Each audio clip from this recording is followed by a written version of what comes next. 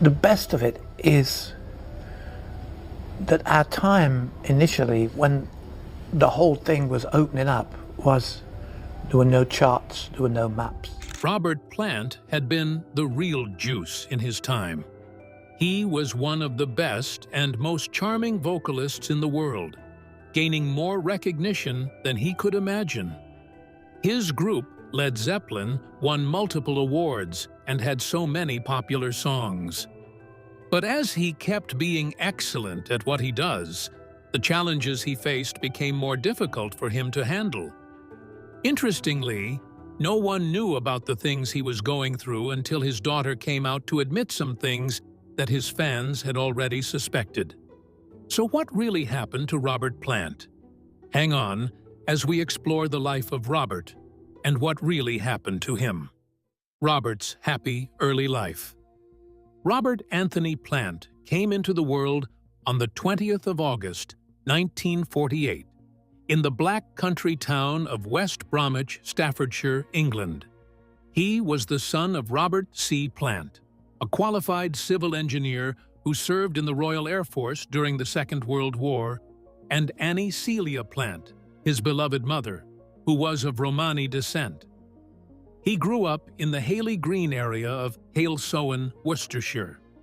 From an early age, Robert had an undying passion for singing, especially rock and roll music. In a 1994 interview with Andrew Denton on the Denton Talk Show, he shared a childhood memory that talked about his aspirations. As a 10-year-old, he would decide to hide behind the curtains at home during Christmas, imitating the legendary Elvis Presley. He also described the ambiance created by the curtains and the French windows, saying, "There was a certain sound there for a 10-year-old, and I always wanted to be a bit similar to that." This early attraction laid the groundwork for his future career in music. Robert left King Edward VI Grammar School for Boys in Stourbridge during his mid-teens, allowing him to develop an incredible passion for the blues, which was heavily influenced by artists like Willie Dixon and Robert Johnson, as well as the early presentations of blues songs. In remembrance of his youthful days, he said, "I suppose I was quite interested in my stamp collection and Romani British history. I was a little grammar school boy, and I could hear this kind of calling through the airwaves." After only 2 weeks of training as a chartered accountant, Robert decided to leave it behind and go to college instead, to earn more GCE passes and immerse himself in the Midlands blues scene. He explained, "I left home at 16, and I started my real education musically, moving from group to group, furthering my knowledge of the blues and other music that had weight and was worth listening to." This marked a very important turning point in his life, aligning him toward his dream to have a career in music. Robert's early influences are from blues legends like Robert Johnson, Skip James, Boca White, Sleepy John Estes, and Jerry Miller of Moby Grape. When he was pursuing his music career, he did a lot of jobs, including one with the major construction company George Wimpey in Birmingham in 1967, where he laid tarmac on roads. He also spent some time working at Woolworths in Halesowen. During the period, he recorded 3 obscure singles for CBS Records and sang with a variety of bands, including the Crawling King Snakes, which eventually led to his meeting with a drummer named John Bonham. They then went on to create the Band of Joy, combining blues with psychedelic trends. While he was reflecting on his upbringing, he recalled a happy childhood, which he heavily attributed to his mother, whose nurturing nature and effortless support played an important role in contributing to his early years. According to Robert, in his interview on BBC's Desert Island Discs, his mother, Annie, was suitably and joyfully combustible. She filled their home with music and dance, spreading her joy to everyone around her. However, his father had played the violin, but eventually had to set aside his passion to provide for the family, since it looked like playing the violin would not cater to his family. It was Annie's creativity and musicality that really inspired young Robert. Her Romani heritage added a unique flavor to her character, and Robert was always proud to inherit those traits, alongside her remarkable curly hair. He once said, "My mother, her hair was very, very thick. She couldn't even get a brush through it." Robert Plant Sr. had served in the Royal Air Force during the war. Although he instilled a love of cycling in his son and supported the Wolverhampton Wanderers football team, whom Plant continues to follow, he was a conservative man who struggled to accept his son's love for art and music. In his interview with the BBC, he talked about how his father belonged to a generation that often questioned the value and monetary benefit of being an artist. When young Robert told him, "Well, you know, I sing," his father's response would be, "Yeah, but I mean, what do you do?"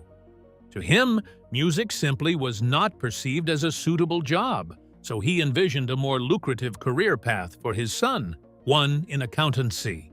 Despite leaving the academic path, he learned some valuable skills that would later benefit Led Zeppelin. For example, he once suggested renting a jet for the band's tours, making them sleep on the plane rather than paying for hundreds of hotel rooms. This kind of creative thinking showed his understanding of finances and played a key role in helping the musical band save some amounts of money in their extensive touring years. As we have explored, he really had a happy but somewhat difficult childhood. But before we look at how extremely difficult adulthood turned out for him, let's explore his successful career and how excellent his professional life was. His incredible, successful career. Robert got a day job in road construction, and while he was doing that, he founded the rock group Band of Joy in 1966, which included his friend and future Led Zeppelin drummer, John Bonham. However, 2 years later, the band fizzled out. Later that same year, he got married, and the couple welcomed their first child, eventually having 2 more children before their divorce in 1983. During his time with the rock band Obs Tweedle, he received an invitation from a music manager named Peter Grant to audition for the British rock group the Yardbirds. Initially, he was not the top choice for Grant or the Yardbirds guitarist Jimmy Page. But after traveling from London to watch him perform with Obs Tweedle in Walsall, Jimmy was so impressed. He then invited Robert to his home, where they connected over their shared musical tastes. In 1968, Robert officially joined the Yardbirds and asked to add John as the group's drummer, which set the stage for what became one of the most iconic rock bands in history, Led Zeppelin. The band later got a new name, Led Zeppelin, which included the charming vocalist Robert Plant, guitarist Jimmy Page, bassist and keyboardist John Paul Jones, and, of course, the drummer, John Bonham. They quickly gained momentum with the release of their debut album, which got recognition and compliments from successful tours across the United States and the United Kingdom. Robert's raw vocal power and wide range quickly stood out and became an anchor to the band's heavy groove, with his shrieks, growls, and haunting wails making a distinct mark on their early recordings. As a primary lyricist, he often wrote their songs with clear references to Norse mythology and the epic fantasy works of English author J.R.R. Tolkien. He truly came into his own as a lyricist on the album Led Zeppelin III, released in 1970, and songs like the lively Bron We Or Stomp, which was inspired by his beloved blue-eyed collie, Strider, and the beautiful ballad That's the Way. The band's fame skyrocketed with the release of their 4th album, which is commonly known as Led Zeppelin IV, released in 1971. This album featured hard rock anthems like Stairway to Heaven, Misty Mountain Hop, and Rock and Roll, selling over 37 million copies worldwide and catapulting the band into superstardom. Throughout the 1970s, Led Zeppelin still maintained their popularity, but the years from 1975 to 1980 were marked by tragedy and hardship. In 1975, Plant and his partner, Maureen Wilson, had serious injuries in a car accident while taking a vacation in Rhodes, Greece. Again, as they were preparing for a 1980 U.S. tour, the band faced another tragedy. John Bonham passed away due to pulmonary aspiration following a heavy drinking episode. After his sad demise, the remaining members of Led Zeppelin announced to the world that they would not continue as a band, and this marked the end of an era for one of rock's most life-changing groups. After the dissolution of the band, Robert started a solo career, and he collaborated with a lot of musicians along the way. Encouraged by Phil Collins, who offered to play the drums on some of his tracks, he recorded the solo albums Pictures at 11 and The Principle of Moments. He then released another mind-blowing album, The Honeydrippers, Volume 1 in 1984, which featured contributions from musicians like Jeff Beck and Brian Setzer. In 1985, Robert put out the experimental album Shaken and Stirred, which included the top 40 hit titled Little by Little, notably featured in the Miami Vice episode Junk Love. That same year, he reunited with some musicians who collaborated with him some years ago to perform at the Live Aid benefit concert at JFK Stadium in Philadelphia. They also participated in special concerts to create significant moments for Led Zeppelin, including the band's induction into the Rock and Roll Hall of Fame in 1995. In 2007, Robert collaborated with a bluegrass singer named Alison Krauss and producer T-Bone Burnett on the acclaimed album titled Raising Sand. Their work gained significant recognition and won 5 Grammy Awards in 2009, including Record of the Year for the song Please Read the Letter. During that same year, Robert was honored with the title of Commander of the Order of the British Empire, CBE, by Queen Elizabeth II. In 2021, Robert and Alison reunited to release a second album, Raise the Roof. This album features incredible tracks like High and Lonesome, along with emotional renditions of Merle Haggard's Going Where the Lonely Go and Bobby Moore's Searching for My Love. He had made a career for himself, despite his father's opposition. But he didn't see the challenges coming for him.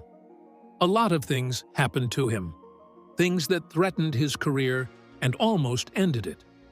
Let's quickly explore what happened to him and what his daughter revealed that we all expected.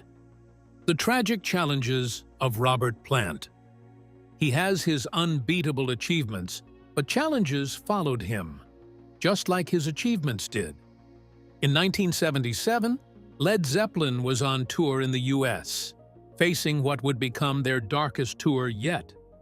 Robert's earlier car crash, as discussed earlier, had caused a lot of serious setbacks, and the tour was marred by violence and small riots, as stated by Ultimate Classic Rock.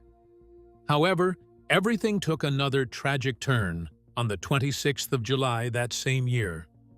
The day began with a call informing Plant that his 5-year-old son, Karak, was ill, having contracted a stomach virus that Maureen Plant had just recovered from. But later that same day, he received the tragic news that Karak had passed away. In the wake of this tragedy, Led Zeppelin had to cancel their tour. Robert's father remarked at that time, Karak was the apple of Robert's eye. They idolized one another, which underscored the deep relationship between father and son, as reported by the Associated Press and later acknowledged on Led Zeppelin's official website. This loss really affected him and eventually became a turning point in his life and career. After his son's tragic demise, Robert had to retreat to the family's farmhouse, where he gathered what was left of the shards of the family and tried to put it together, as he expressed on BBC's Desert Island Discs. At that same time, he didn't want to have anything to do with music. In a 2012 interview with Charlie Rose, he stated, "There are priorities in life, beyond being an entertainer." He reinforced this statement in a conversation with Rolling Stone, saying, "I lost my boy. I didn't want to be in Led Zeppelin. I wanted to be with my family. It took John Bonham's consistent encouragement to change his mind about going back into music. Just when we thought tragedy had struck enough, Robert was celebrated by fans for his remarkable vocal range and incredible screams. But his vocal cords faced serious risks on at least 2 occasions, which almost ended his career.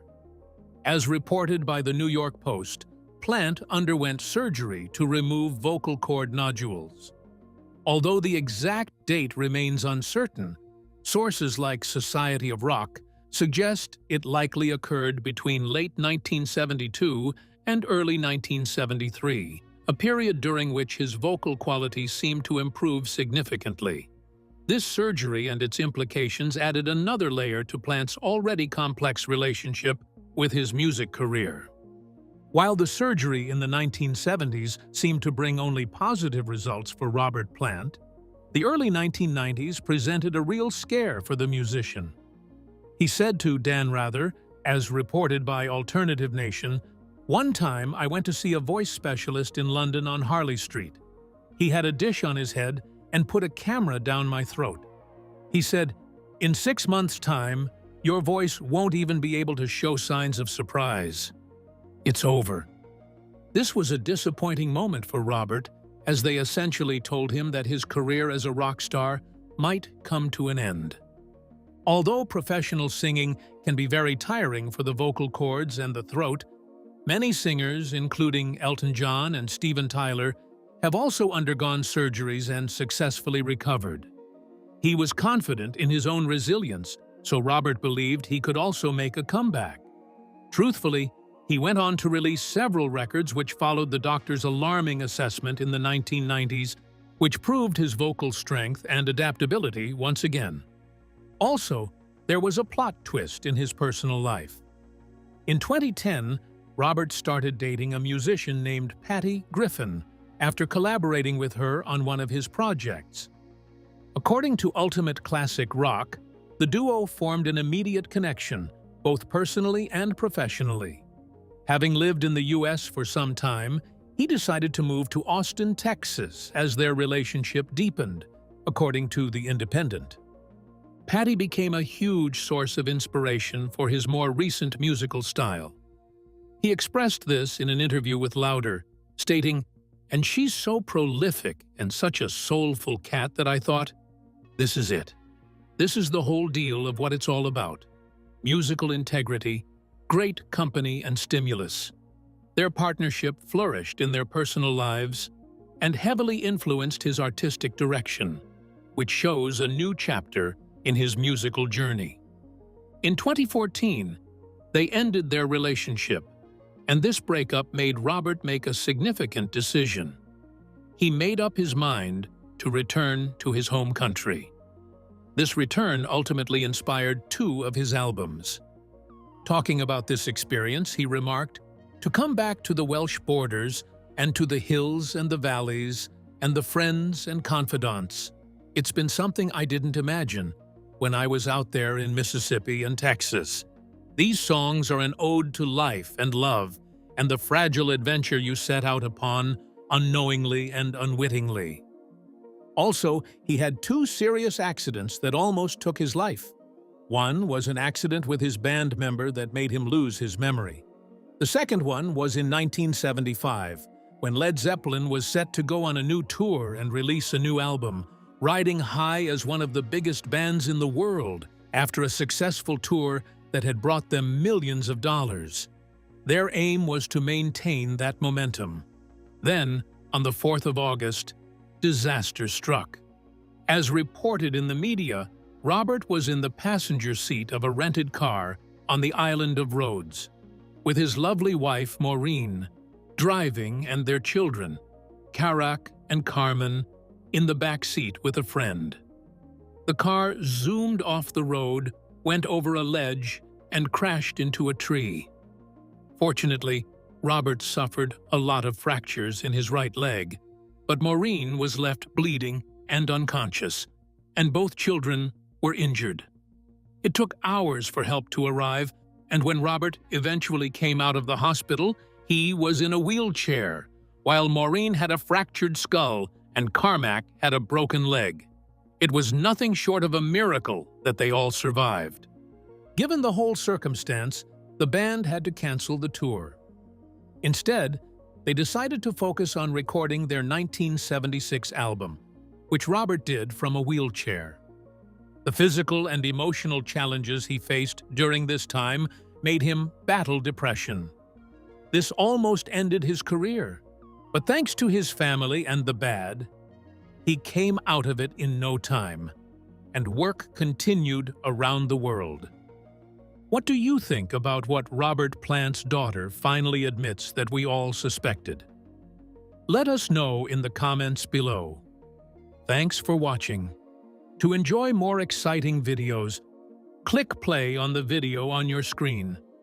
And don't forget to like, subscribe, and hit the bell so you get notified when a new video drops.